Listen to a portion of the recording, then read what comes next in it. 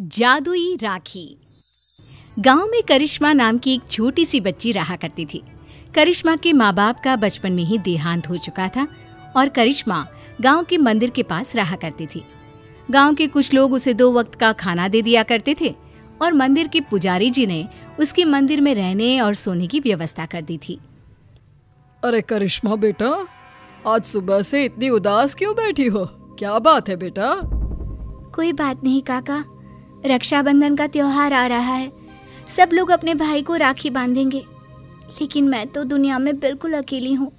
अरे बेटा, चिंता क्यों करती हो? जिसका कोई नहीं होता उसका भगवान होता है।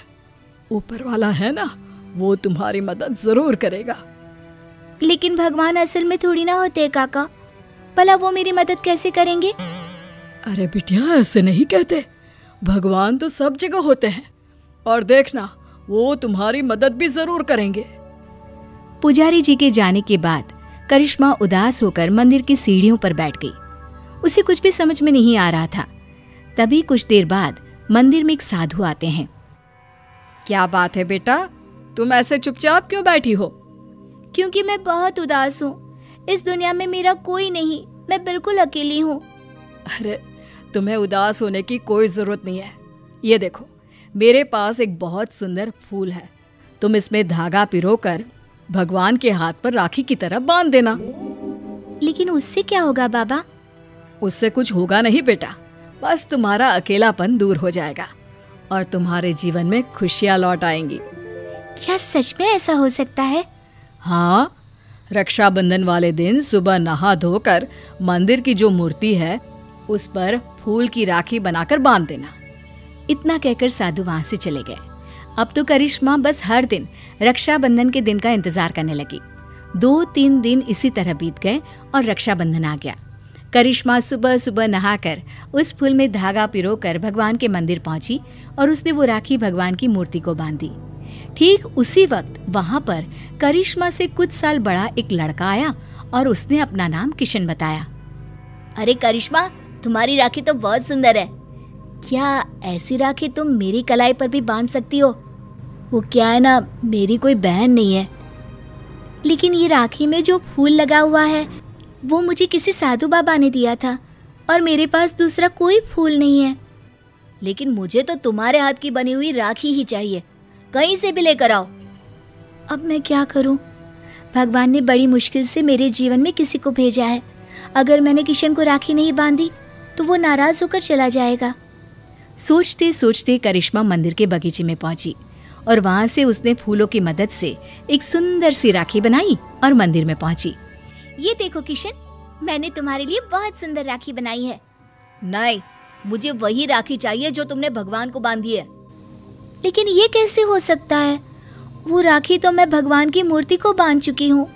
तो कोई बात नहीं, वहाँ से वो राखी उतार कर तुम मुझे बांध लो और ये जो नई राखी तुमने बनाई है वो ले जाकर भगवान को बांध दो। किशन के बार बार जिद करने पर करिश्मा ने ऐसा ही किया।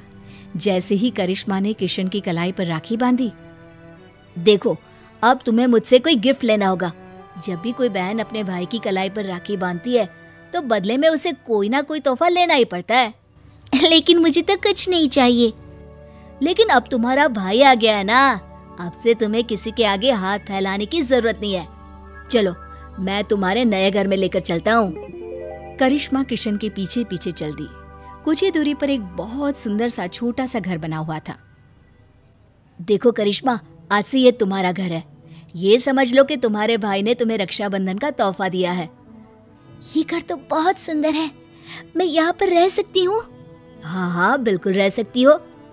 इतना कहकर किशन वहां से चला जाता है और करिश्मा अपने घर में रहने लगती है। उस घर में खाने पीने की सारी चीजें थी। करिश्मा बहुत खुश थी और गांव के लोग भी खुश थे।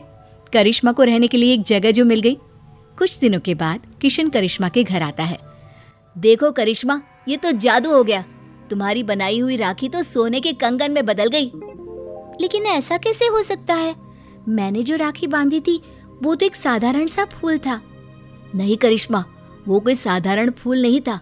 अगर ऐसा होता तो वो सोने का कंगन नहीं बन जाता। लगता है ये साधु बाबा का ही जादू है। उन्होंने ही मुझे वो जादुई राखी दी थी। लेकिन मैं सोने के कंगन का क्या करूँगा? तुम इसे अपने पास रख लो, ये मेरे किसी काम का नहीं। किशन वो सोने का कंगन करिश्मा को देकर वापस चला जाता है।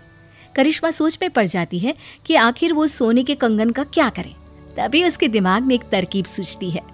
करिश्मा सोने की कंगन को बेचकर पैसे ले आती है और उन पैसों से उसने राखी बनाने का सामान खरीद लिया। इस तरह उसने अपनी एक राखी की दुकान खोली। अरे वाह करिश्मा, तुम्हारी राखी तो बहुत सुंदर है। सारी राखियां मैं खुद अपने हाथ से बनाती हूँ और ये ज्यादा महंगी भी नहीं है। हाँ, ये बात तो बिल्कुल सच है। तुम्हारी राखी बहुत सस्ती और सुंदर है। सही कह रहे हो भाई। करिश्मा की बनाई हुई राखियां इतनी खूबसूरत होती है कि हम जिसे भी देते हैं वो खुश हो जाते हैं। अब दूर दूर से लोग करिश्मा की बनाई हुई राखियां खरीदने आने लगे और करिश्मा की राखियों की दुकान बहुत अच्छी चल पड़ी। एक दिन फिर से किशन लौट कर आता है। करिश्मा, मैं तुम्हें एक बात बताना चाहता था। हाँ बताओ ना भैया, क्या बात है? देखो करिश्मा, मैं उन साधु बाबा का ही एक शिष्य हूँ और उन्होंने ही मुझे तुम्हारे पास भेजा था। वो तुम्हारे बारे में जानना चाहते थे कि तुम कितनी ईमानदार हो, इसीलिए वो सोने का कंगन मैंने तुम्हें दिया था और तुमने उस सोने के कंगन का उपयोग एक अच्छे काम में किया है। इसलिए साधु बाबा और मैं, हम दोनों ही तुमसे बहुत खुश हैं और हम दोनों का आशीर्वाद तुम्हारे साथ है। अब आने वाले जीवन में तुम्हें किसी भी प्रकार की परेशानी का सामना नहीं करना पड़ेगा। किशन भैया, तुम्हारे जैसा भाई और साधु बाबा जैसे गुरु पाकर मेरा तो जीवन ही सफल हो गया। मेरी मदद करने के लिए बहुत बहुत धन्यवाद। आपकी दी हुई जादुई राखी ने सच में मेरा जीवन बदल दिया।